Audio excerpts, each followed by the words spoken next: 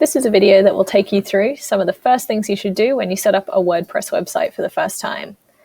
So no matter how you've set up your site, whether you did it manually by getting the software from wordpress.org, setting up your database and running the install, or if you used an installation tool that your web host might have offered you, you'll typically end up with a site like this. Just a basic website with whatever the default theme for that year is. In this case, this is the 2017 default theme, with a few little snippets of filler content. It's usually called My Blog or My Site as a default, and there'll be a Hello World post and not much else. So this is where your starting point is for almost every WordPress website you'll make. Now, in order to log in to your WordPress website and start making changes and customizing it to your needs, you need to enter the WordPress dashboard. So to access the login screen and actually log into your WordPress site, you'll always find that at the address of your website /wp-admin. When you type that into your address bar, it'll take you to a login page that looks like this. So that's wp-admin. You can remember it by just saying it's the WordPress admin interface, or you can always write it down or bookmark it so you can access your site. So you log in here with whatever username and password was created in your site creation process. So that'll vary depending on how you set up your site. I'll just log in really quickly into mine. And we'll see what the dashboard looks like. So every WordPress website uses the same user interface so that you can edit the site. This interface is called the dashboard. When your site is brand new, what you'll see is a welcome to WordPress, give you an at a glance of your site. And then on the left-hand side, you'll see that there's a number of options for managing your site, including posts, media, pages, comments, appearance, plugins, users, tools, settings. So if you're getting started with your website and you haven't done anything to it yet, the first place to start is in the settings section. If you click on settings in the left-hand side menu, it'll take you to the general settings of your website. And this is where you can change your site's title and tagline. So obviously your site's title is going to be the most critical thing. And that's where you'll use your business name or whatever it is that your website is about. The tagline is just a little blurb. So if your business has a slogan or something like that, this is where you would put that. There are some other elements on this page that you can look at. The email address is the administrator email address that you're going to be using. So if you ever forget your password, this email will be used to restore it. So make sure that that's a real email address. Don't edit these two settings, WordPress address and site address. They're very advanced settings and they can only be used in conjunction with migrating the site. You can't just change your site's URL right here. The next thing that it's worth setting up when your site is brand new is the time zone. So on here, by default, it will be UTC+0, and I recommend choosing the correct time zone for your website. So that's usually the same time zone as you, or it might be the same time zone as your target audience if your website is targeted at a different audience to you yourself. You can usually find most major cities in this list, or if you don't find your city, you can actually just choose UTC plus or minus the correct amount of time. Whenever you make changes in WordPress, they're typically not automatically saved. So in WordPress, you always have to save the changes that you've made. In this page, if you scroll down to the bottom, you'll see a Save Changes button. Click that, and what we should do is find that our website's title has changed, as well as our time zone and those other background settings. So that's the first thing you should do in the dashboard. There's quite a lot more things, as you can see down the left-hand side. One of the first things that you should decide when you're setting up your site is if you're going to be allowing comments.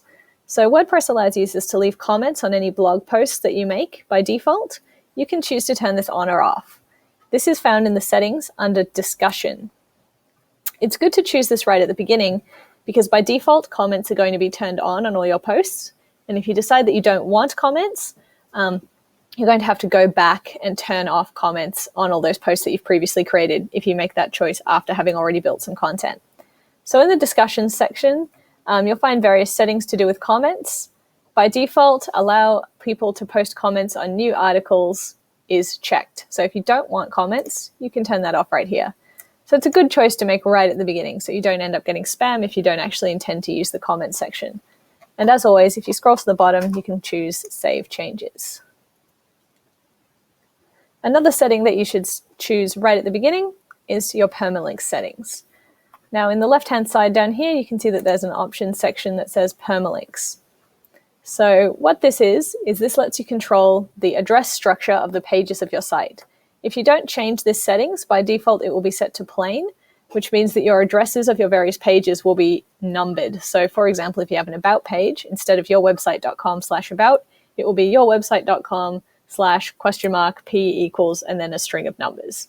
So that's not ideal, obviously. So if you want to actually change that, you can come to this page and you can choose post name. This is particularly useful if your site is mostly going to be pages, which all have unique names. Or you can choose month and name, day and name. These ones are great if you're blogging and you have maybe a lot of different blog posts that you're planning to make that might have similar titles. If you use day and name or month and name, then it will actually incorporate the date that that blog post was made into the URL. I'm going to leave it on post name for this site, and I'm going to scroll down and hit Save Changes. So now we have a site that has some nice basic settings set up, good permalink structure, the correct name, comments are turned off in my particular site. As always, in the dashboard, you can actually flick between the dashboard and your live site by clicking the title of your site in the top left hand. And as you can see, my site now has its new title and not much else that's visibly different. Now, the first thing that most people want to do with their new WordPress website is start to decide how it's going to look. That's the most fun part, really, of developing your site. And you can do that using the themes section of the WordPress dashboard. So to get back from your site, once you're logged in, you'll always have this black bar. You can always click the name of your site to flop back over into the dashboard. Now, if you go under Appearance and Themes, this is where you'll find a variety of themes that you can use in your website. By default, you'll have a few default themes from the previous couple of years available. So at the moment, we have 2017, 2015, and 2016. But you can explore and add new free themes by clicking this Add New button at the top. On this page, you can actually see a whole variety of WordPress themes and choose which one you want to use. All the themes that you find through navigating through this themes section are actually free, so you can feel free to try and install all kinds of different ones.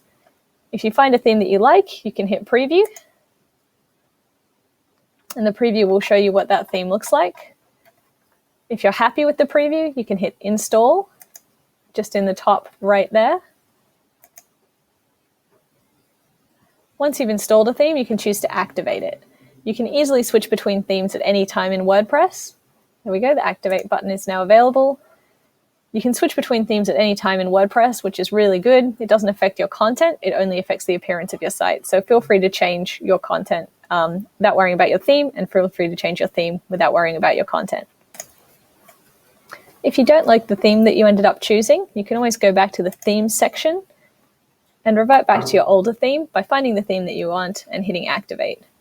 We can see my new theme now by clicking the name of my website to go see the live website, and I can see that it has a totally different theme on it. So that's setting up the basic elements of your site, such as the theme, title, time zone, comment status, and permalinks. Look forward to some future videos about adding content, editing content, managing widgets, and editing your menus. Good luck with your WordPress sites, and I hope you have fun with them.